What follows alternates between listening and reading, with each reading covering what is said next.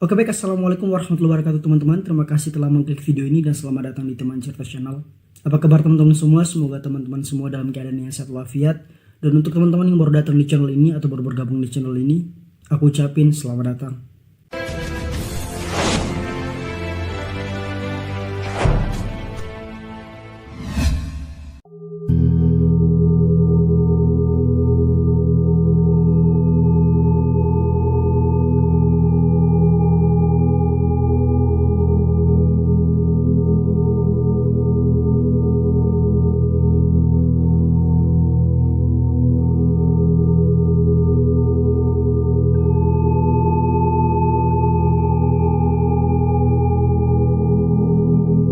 Nah, teman-teman semua pasti pernah mendengar dong tentang pelet, santet, teluh dan lain sebagainya, yang merupakan ilmu hitam yang paling terkenal di Indonesia dan paling mematikan pastinya. Namun, apakah teman-teman di sini pernah mendengar tentang Swangi? Nah, Swangi merupakan salah satu ilmu hitam yang paling terkenal di Indonesia, khususnya di Indonesia bagian timur. Tepatnya berada di Maluku, NTT, dan juga Papua.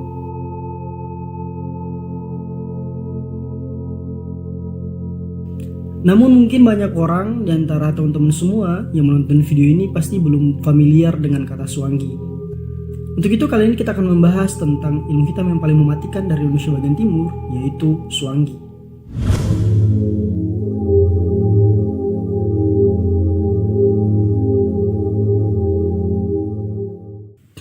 Menurut KBBI, Swangi berarti burung hantu. Namun definisi yang melekat dalam cerita rakyat Indonesia bagian timur, Swangi ini merupakan ilmu hitam yang digunakan oleh orang-orang tertentu atau dukun-dukun yang ada di sana sebagai media untuk melenyapkan nyawa orang. Ya, terdengar mirip lah seperti santet dan lain sebagainya. Namun ilmu hitam ini merupakan ciri khas yang berasal dari Indonesia bagian timur. Nah, karena aku dari Maluku, maka Swangi ini akan kubawakan menurut versi orang-orang Maluku. Jadi aku tidak akan menjelaskan tentang Swangi menurut NTT atau menurut orang-orang Papua.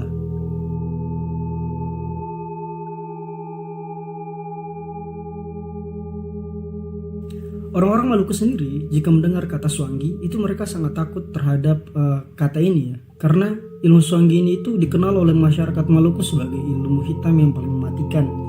Jelas saja karena banyak sekali korban jiwa yang dipercayai oleh masyarakat sekitar itu diakibatkan oleh orang-orang yang menggunakan ilmu ini.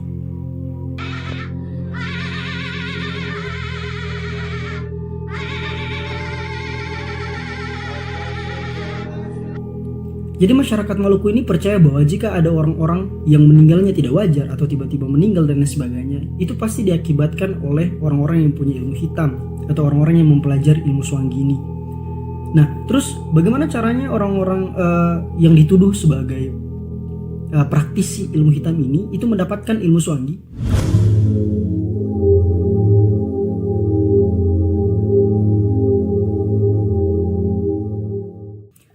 Jadi banyak sekali cerita rakyat yang menjelaskan tentang bagaimana orang-orang ini bisa mendapatkan ilmu Swangi. Di antaranya ada cerita yang menyatakan bahwa para dukun ini atau orang-orang ini itu mendapatkan ilmu Swangi dengan cara memakan daun Swangi. Nah, daun Swangi sendiri ini kalau menurut kacamata masyarakat awam atau menurut orang-orang yang normal itu terlihat seperti daun singkong, daun pisang, daun keladi dan lain sebagainya. Namun jika daun-daun itu atau daun-daun pada umumnya ini dilihat oleh orang-orang yang ingin belajar dan mempraktikkan ilmu Swangi itu terlihat bukan seperti daun-daun pada umumnya, namun bagi mereka itu merupakan daun Swangi. Dan lebih bahayanya lagi, jika ada orang yang tidak sengaja tersentuh oleh daun ini, maka dia otomatis menjadi Swangi.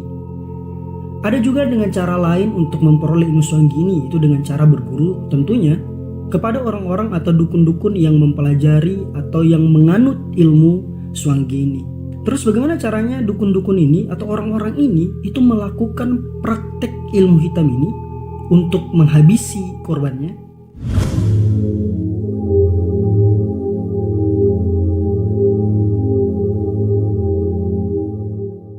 Nah, jadi menurut orang-orang Maluku ini banyak cara yang digunakan oleh para dukun untuk melenyapkan korbannya. Nah, tapi tidak semua yang dipraktikkan oleh dukun ini itu berdasarkan kehendak pribadi mereka ya. Jadi ada juga yang menyuruh mereka untuk melakukan hal tersebut atau dari mereka sendiri yang melakukannya begitu. Nah, secara prakteknya sendiri, ilmu suang ini itu hampir mirip dengan ilmu santet, yaitu dengan cara mengirimkan santet atau mengirimkan ilmu suanggi ini kepada rumah orang yang dituju. Nah, proses pengiriman ilmu hitam ini juga itu tidak sembarangan. Proses pengiriman ilmu hitam ini atau ilmu suanggi ini itu berdasarkan arah mata angin. Jadi jika arah mata anginnya berhembus dari selatan ke utara, maka orang suanggi harus memastikan betul bahwa korbannya berada di sebelah utara. Karena jika tidak, ilmunya sendiri akan berbalik padanya dan akan menyerang dirinya. Aman. Aku suara begitu kan? Dan ada juga sebagian masyarakat setempat yang mempercayai bahwa para dukun ini memelihara hantu-hantu seperti pocong, kuntilanak, dan lain sebagainya. Nah, kalau kuntilanak sendiri itu secara bahasa di Maluku sana itu dikenal dengan kata buntiana. Nah, jadi medianya ini atau media yang digunakan oleh para dukun ini itu salah satunya itu menggunakan buntiana sebagai sarana untuk melenyapkan orang yang mereka tuju.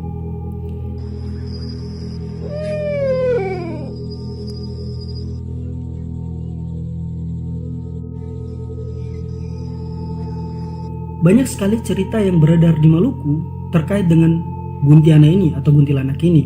Yaitu jika teman-teman melihat kuntilanak atau dukun itu atau orang yang dipercayai sebagai penganut ilmu hitam ini itu berdiri di tengah rembulan dan menari, maka tentu saja dia sedang melakukan praktek ilmu hitam ini, atau bisa jadi dia telah berhasil membunuh orang. Dan bukan hanya sekedar menghabisi korbannya saja, namun para dukun ini juga akan memakan korbannya yang sudah mati. Jadi masyarakat di sana tuh percaya bahwa orang-orang suanggi ini untuk menambah kesaktiannya, untuk menambah ilmunya itu atau ilmu suanggi tadi itu dengan cara memakan jasad korbannya sendiri. Terkait dengan cerita suanggi yang beredar di masyarakat Maluku, banyak sekali orang-orang yang dituduh mempraktekkan ilmu hitam ini, dan jadi tidak jarang banyak orang yang ditangkap dan diusir dari tempat tinggal mereka karena mereka itu dipercaya sebagai orang-orang yang menggunakan ilmu hitam ini, dan bahkan mereka diasingkan keluar kota, keluar daerah yang mereka tinggali begitu. Ilmu yang sangat mematikan ini juga itu sangat mengkhawatirkan para warga di sana. Jadi banyak sekali peristiwa-peristiwa yang di luar nalar itu selalu dikaitkan dengan ilmu suanggi ini.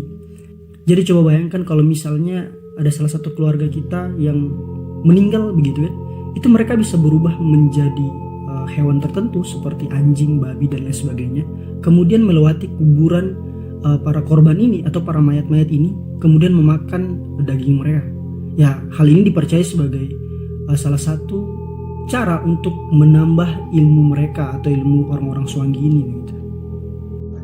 Ya, inilah setan yang di Alor, di Kompleks Roksi, Wetabua. Dia terbang malam-malam, lalu terdapat kamera suanggi Alor. Nah, dan itulah definisi suanggi, apa itu suanggi dan lain sebagainya. Jadi suanggi ini merupakan salah satu ilmu hitam yang paling terkenal di Indonesia bagian timur, khususnya di NTT, Maluku, dan juga Papua. Namun pembahasan kita tadi kan terkait dengan definisi suanggi atau ilmu hitam yang berasal dari Maluku. Jadi perspektifnya menurut perspektif Maluku. Jadi mungkin ada teman-teman yang dari Ambon, teman-teman dari Maluku di sana, Kampung Samua, mungkin teman-teman bisa komen di bawah dan melengkapi penjelasan yang beta sampaikan, yang aku sampaikan ke teman-teman semua. Jadi kurang dan lebihnya mungkin itu saja yang dapat disampaikan ya. Dan untuk teman-teman yang punya cerita horor dan lain sebagainya, teman-teman yang punya pengalaman horor dan lain sebagainya, teman-teman bisa mengirimkan cerita teman-teman itu ke YouTube kita di email ini. Nah, nanti cerita teman-teman akan dibawakan. Ya maklum lah, YouTube baru ya kan. Jadi kita berusaha untuk bagaimana caranya mencari konten dan menghibur teman-teman semua begitu kan. Jadi jangan lupa subscribe, like, komen, dan share ke teman-teman semua agar teman-teman semua juga, teman-teman semua maksudnya teman-teman kalian bisa mendapatkan info terbaru dari teman cerita begitu. Jadi jangan lupa subscribe karena di video kita ini, di YouTube kita ini banyak sekali yang tidak subscribe gitu. Jadi tolong subscribe lah. Ya, bukan mengemis tapi begitu. Jadi jangan cuma nonton saja, subscribe. Dan mungkin itu saja. Mohon maaf teman-teman semua. Aku Salman. Wabillahi taufiq wal hidayah. Wassalamualaikum warahmatullahi wabarakatuh. Bye.